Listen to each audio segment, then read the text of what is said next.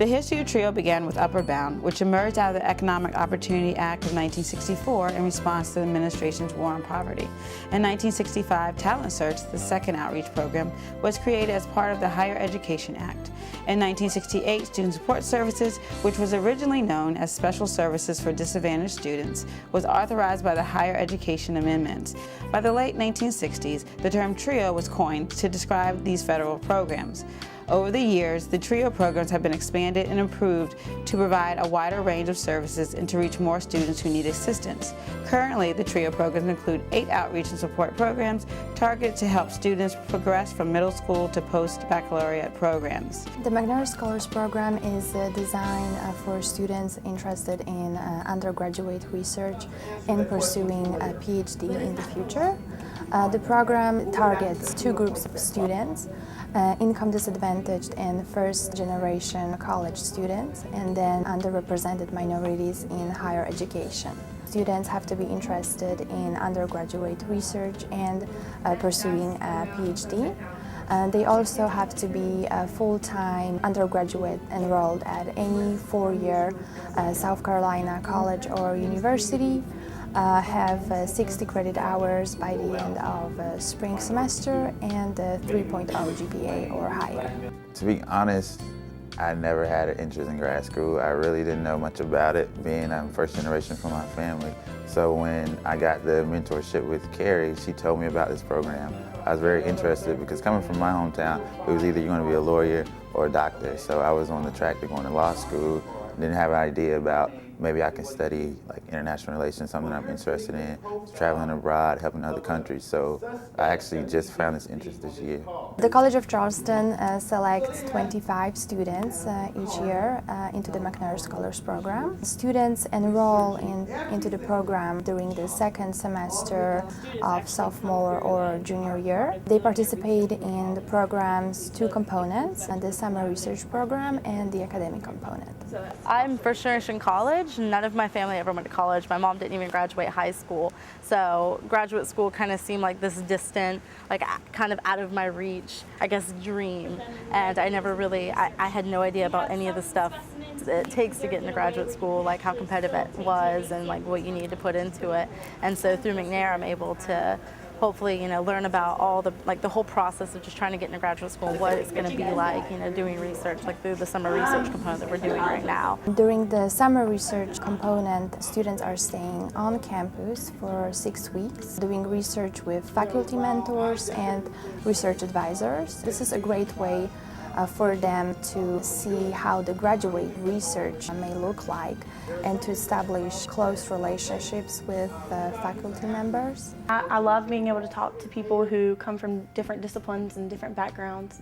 And some of the activities so far just make me more comfortable applying for grad school and maybe leaving and going to grad school. After the summer research, students participate in the academic year activities that help them in applying and preparing for graduate school.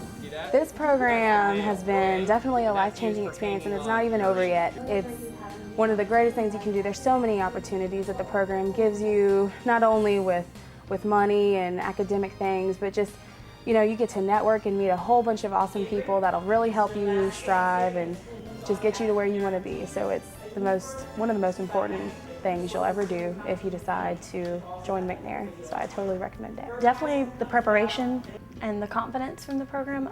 We're going to be doing some GRE prep, and that's good since test scores are important. And then just meeting peers who are in the same boat as me, I think. I'm glad the College of Charleston is taking part in the effort with McNair, because I think one of the big things that we should be as an institution is a learning laboratory.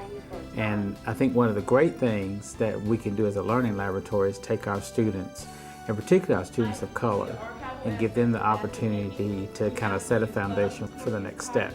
We're always talking about, as an institution, we want to bring students in and prepare them to be leaders in the world's communities and prepare them for graduate school. And I think one of the great things about McNair is that we have the opportunity to kind of pinpoint students get them in the pipeline, get them ready for graduate school, and then of course making that next step to be leaders in the world's communities.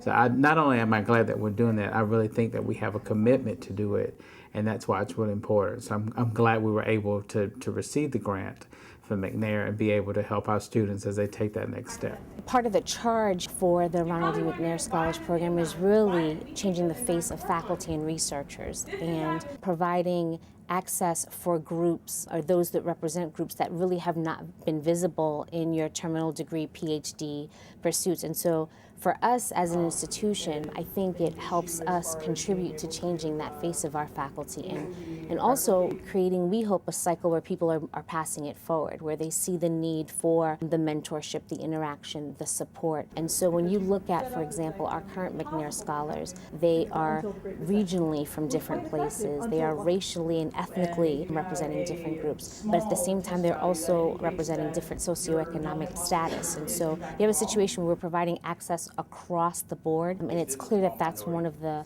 commitments of the program. We're able to see it very clearly in the students that participate. It was created to help diversify the faculty base originally. In order to do that, students would have to pursue their doctorate degree.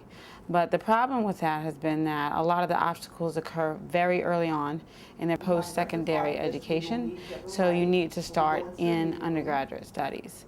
And therefore, they created, after Ronald E. McNair, the McNair Scholars Program in 1986. Also, in the late 80s, you had a situation where colleges had been through this huge boom. Even big state institutions were had formerly been serving smaller groups of students.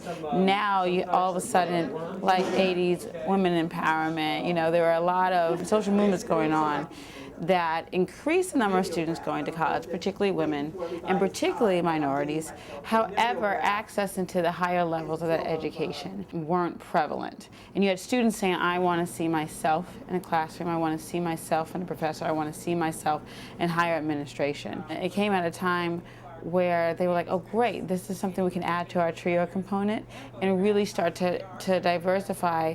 We got them through a 4-year degree, but we need to get them into the upper echelon. So again, the way we look at issues change because who's looking at them changes, and really pushing that multiculturalism that was the landscape in the late 80s, early 90s into the forefront.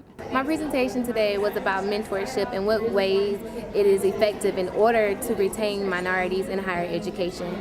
The McNair Scholars Program was an excellent program for me to be a part of this summer, and I recommend all upcoming seniors to take part of it as well. It's definitely a program that will bridge you and get you prepared for graduate school. I actually did a presentation on the role of palmitoylation and synaptic vesicle cycling using Drosophila melanogaster, which is the fruit fly. And the reason why it's actually important is because it helps us understand how Batten's disease comes about and also how other neurological disorders can occur on a molecular and a cellular level.